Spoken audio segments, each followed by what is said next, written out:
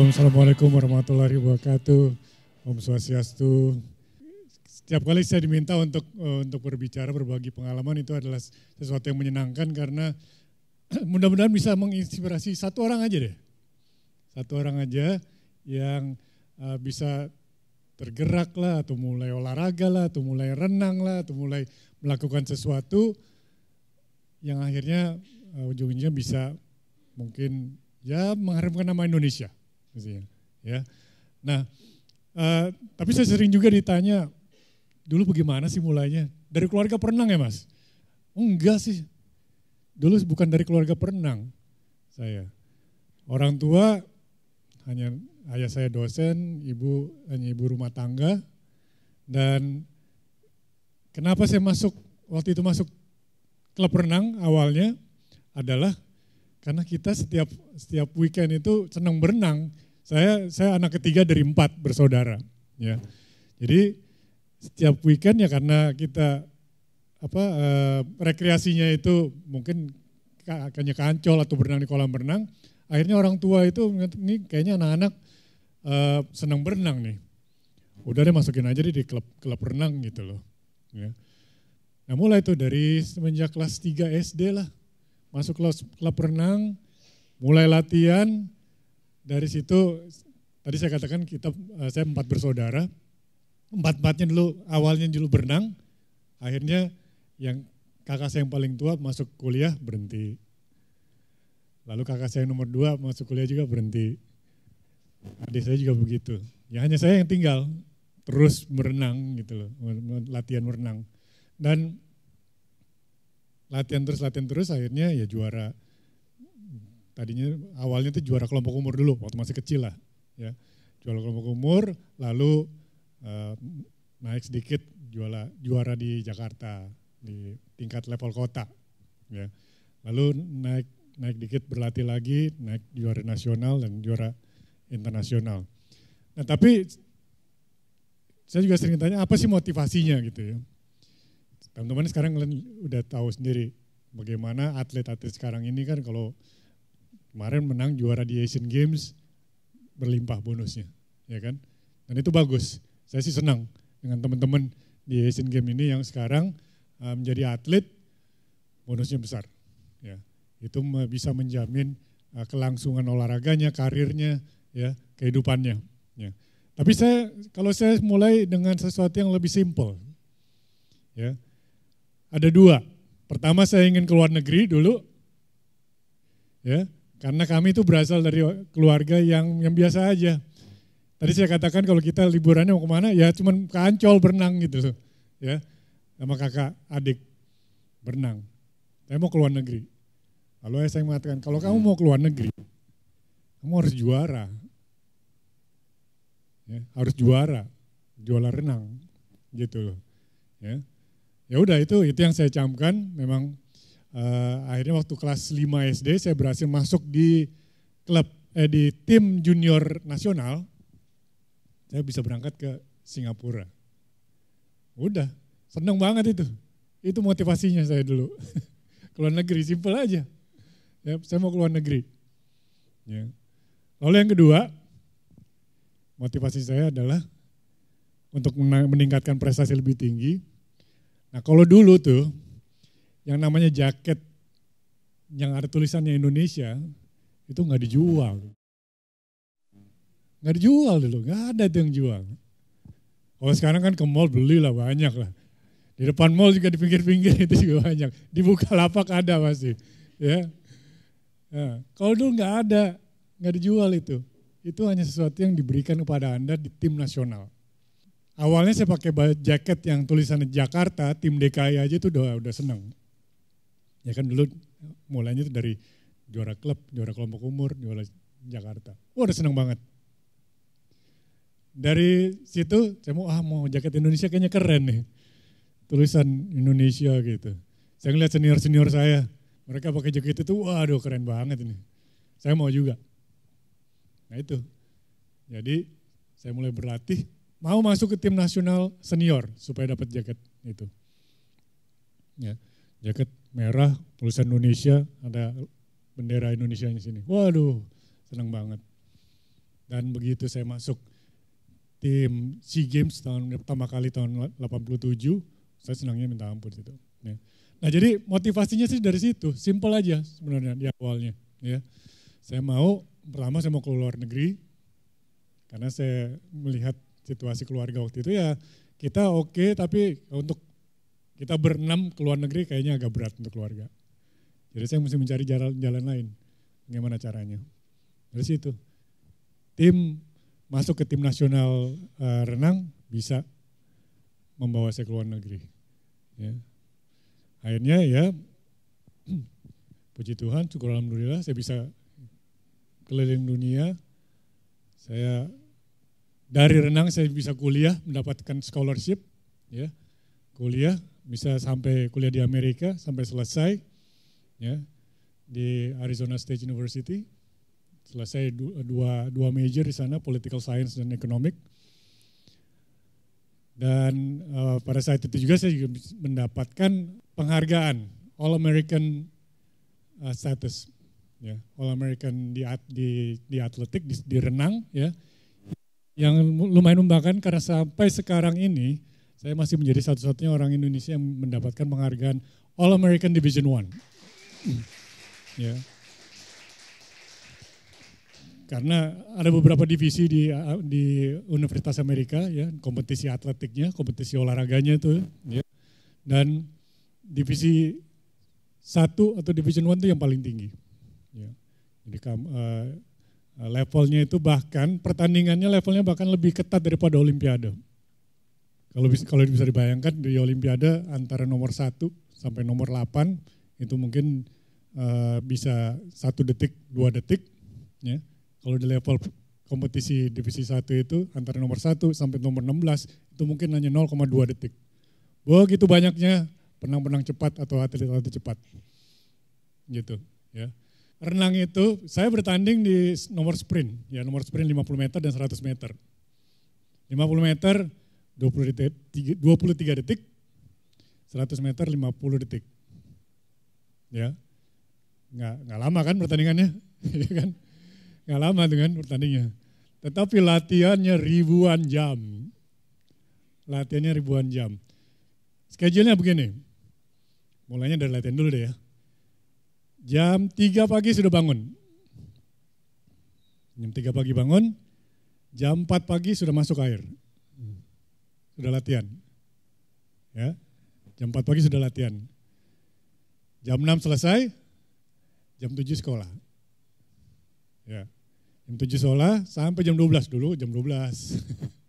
Ya, dulu jam 12 aja. Sabtu juga sekolah kan dulu. Pulang sekolah, makan, istirahat, jam 4 pagi sudah di air, jam 4 sore sudah di air lagi. Latihan lagi. Sore sampai jam 6.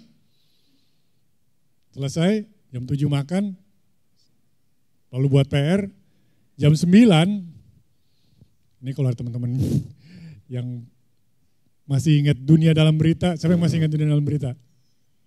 Nah, Dunia Dalam Berita jam berapa? 9 kan? Kalau saya sudah mendengar Dunia Dalam Berita jam 9, saya udah terlambat tidurnya. Karena jam 9 saya udah harus tidur, karena jam 3 kan udah bangun lagi. Gitu. Itu siklusnya. Siklusnya segitu aja. Ya, latihannya seperti itu. Dari hari ke hari, bulan ke bulan, tahun ke tahun. Jadi saya pertama kali masuk tim nasional itu tahun 87, baru saya berhenti tahun 2005. Ya, 20 tahun lebih saya melakukan itu. Jadwal seperti itu, latihan, ya, yang akhirnya bisa membuat menjadi fondasi yang kokoh untuk saya sekarang berkarir di luar renang. Ya. Karena memang jadwal atau kedisiplinannya itu bisa membuat saya beradaptasi terhadap kehidupan pasca prestasi renang. Ya. Dan itu penting. Ya. Pasti teman-teman sekalian juga mempunyai struggle terhadap disiplin diri, betul kan? Ya kan? Mesti bangun, mesti ke kantor, mesti meeting, mesti buat pekerjaan rumah, ya kan? Pasti. Nah itu kita yang menjadi atlet ini sudah ditempa dari kecil seperti itu. Ya. Mungkin kalau mau tanya rahasianya gimana, rahasianya apa? Salah satunya itu. Ya. Salah satunya adalah bagaimana kita membagi waktunya kepada kegiatan yang memang sudah harus dilakukan pada saat itu. Kalau saya harus makan, ya harus makan jam segitu. Kalau lewat, berarti semuanya kegeser. Ya kan? Kalau saya tidak makan jam 7, membuat jam waktu buat PR-nya itu bergeser, saya nggak bisa tidur jam 9. Kalau nggak bisa tidur jam 9, bangunnya pakai cranky. Jam 3 udah nggak enak. Kalau nggak enak, latihannya udah nggak enak. Kalau kurang tidur bangun mesti kerja kan cranky kan kita, ya nggak? Ya kan? Nah apalagi kalau harus latihan. Ya. Nah itu, jadi itu yang membuat kayaknya kami mempunyai fondasi, dan ini penting untuk saya sharekan kepada teman-teman, apalagi kepada generasi muda lainnya, bahwa kedisiplinan di olahraga yang kami lakukan itu, atau yang teman-teman lakukan, baik itu sekarang yang lagi senang lari, senang naik sepeda, senang berenang, ya kadang-kadang kan mau bangun hari Minggu aja untuk lari kan, aduh, ya berat gak? Berat kan, ya mau lari. Tapi begitu udah lari, udah enak kan? Iya. Habis lari juga apalagi, iya enak, gitu. Ya. Nah jika ini dilakukan terus-menerus secara berkesinambungan dan periodenya yang lama, itu akan menempa diri kita sendiri untuk menjadi disiplin. Kalau saya ditanya gimana keberhasilan untuk mencetak juara, ya harus ada kemauan dari dalam. Ya, kemauan dari dalam semua. Ya, harus ada struggle-nya sedikit. Bagi saya struggle-nya apa? Ya saya mau bisa jalan-jalan ke luar negeri. Karena saya sadar dari orang tua sendiri atau dari keluarga sendiri yang kurang mampu lah waktu itu. Harus ada something that you reach for, something that you going for. Ya, nah itu yang penting, ya, dan yang teman-teman harus miliki sekarang. Apa yang dituju, apa yang diinginkan. Bukannya besok tapi jauh ke depan. What's your aim? Apa tujuannya? Ya. Apa yang membuat kalian bangun di pagi hari? Gitu. Yang mau dicapai. Ya. Nah itu penting yang bisa saya sharekan kepada teman-teman, bahwa keinginan dari dalam itu jauh lebih bisa memotivasi diri kita daripada nanti ada orang yang bisa menyuruh-nyuruh saya. Pelatih hanya bisa membawa kita sampai satu titik saja. Sisanya itu kita sendiri. Sisanya kita sendiri. Ya. Lihat teman-teman kita berhasil di Asian Games kemarin. Ya. Setiap pelatih itu pasti sudah di pinggir, sudah pasrah, sudah angkat tangan. Keberhasilan teman-teman kita. Nah itu harus ada api di dalamnya, api dalam diri kita yang membakar. Saya mau ini, saya mau mencapai sesuatu, saya mau memiliki ini. Kadang-kadang nggak kepikiran, tapi tercapai. Saya dulu juga waktu kecil nggak pernah kepikir untuk bisa kuliah di Amerika, nggak mungkin itu. Melihat kondisi keluarga saya, nggak mungkin lah saya bisa kuliah di Amerika. Nggak mungkin.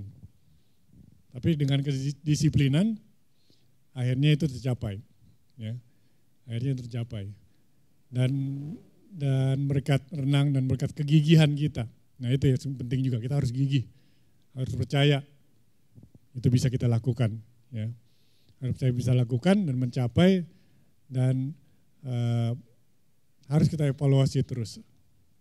Saya selalu ditanya rahasianya apa untuk menjadi juara.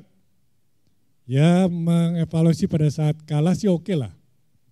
Ya, itu standar dilakukan. Betul kan? Kalau kita ada kesalahan masih ya salahnya di mana kita tadi ya.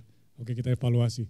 Tapi yang juga jangan lupa dilakukan adalah mengevaluasi pada saat teman-teman berhasil. Ya. Kalau saya berhasil, kenapa saya berhasil? Ini dilakukan. Supaya apa? Supaya bisa dilakukan kembali. Atau keberhasilan itu bisa ditingkatkan lagi masa depan. Ya. Tentu saja memang banyak sekali kegagalan menuju ke satu keberhasilan. Tadi disebutkan saya ada beberapa medali emas ya, di SEA Games, di Asian Games. Ya. Yang tidak disebutkan medali perak, perunggu, yang nomor 4-nya, nomor 5. Banyak sekali itu juga. Banyak sekali. So don't be discouraged kalau kadang-kadang kita agak gagal. Atau gagal total juga. Ya. Jangan berkecil hati. Karena pelajaran yang diambil dari itu sangat penting. Sangatlah penting. Ya. Sangatlah penting untuk kita bisa lebih maju, lebih berhasil mencapai yang lebih baik di masa yang akan datangnya. Ada mitos yang mengatakan katanya generasi milenial sekarang cepat menyerah. Betul nggak sih? Saya harap sih enggak ya. Enggak lah. Ya, mitos itu ya. Atau hoax sekarang. Ya. Jangan cepat menyerah. Udah pasti. Kegagalan pasti akan ada. Apapun yang Anda lakukan. Itu adalah bagian dari proses belajar. SEA Games juga tadi saya katakan saya menang sebenarnya ada 23 medali emas SEA Games yang saya juarai. Tapi juga ada banyak lagi medali-medali perak yang saya raih atau medali perunggu karena saya nomor 2 atau nomor 3 kalah. Saya koreksi pada saat saya nomor 2 atau medali perak di satu SEA Games, saya selalu berikhtiar SEA Games yang akan datang, saya harus emas lagi. Setiap hari saya membayangkan latihannya, lawan saya latihannya segini berat, saya harus latihan lebih berat lagi. Lawan saya tidak mau membiarkan lawan saya latihan lebih berat dari saya. Karena kalau di olahraga kunci keberhasilan atau kemenangan kita sudah gampang aja. Latihannya benar atau tidak. Ya kan? Teman-teman yang suka lari kalau udah nggak latihan lama, lari lagi kan aduh sakit lagi nih. Sakit-sakit lagi, betul nggak? Ya. Pahanya sakit, kakinya sakit, ankle-nya sakit lagi. Ya kan? Itu harus terus dilakukan. Latihan harus lebih keras. Untuk mencapai personal best harus lebih keras lagi latihannya. Ya. Jangan mudah menyerah lah. Jangan mudah menyerah. Ya. Dari semua teman-teman kita yang mencapai keberhasilan di Asian Games itu, tanyalah masing-masing. Tidak ada yang pernah menyerah dan banyak mengalami kegagalan. Ya, banyak mengalami kegagalan. Kadang-kadang juga keberhasilan ini juga nggak boleh lama-lama kita euforianya dinikmati.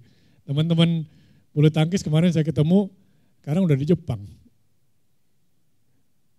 Udah bertanding lagi mereka. Ya. So harus tetap onward and upward. Ya, onward and upward. Harus lebih maju, harus lebih tinggi, meningkat. Ya. Itu juga kita bisa aplikasikan ke karir kita masing-masing. Misalnya teman-teman mau ada tawaran pekerjaan baru di tempat lain nih. Tips saya sih, make sure that position is better than now. Kalau hanya perpindahan horizontal ya ngapain sih sebetulnya. Ya. Make sure it's better and moving you upward. Ya, moving you upward. Itu saja mungkin yang saya bisa sharekan. Terima kasih. Buka aja Bukalapak.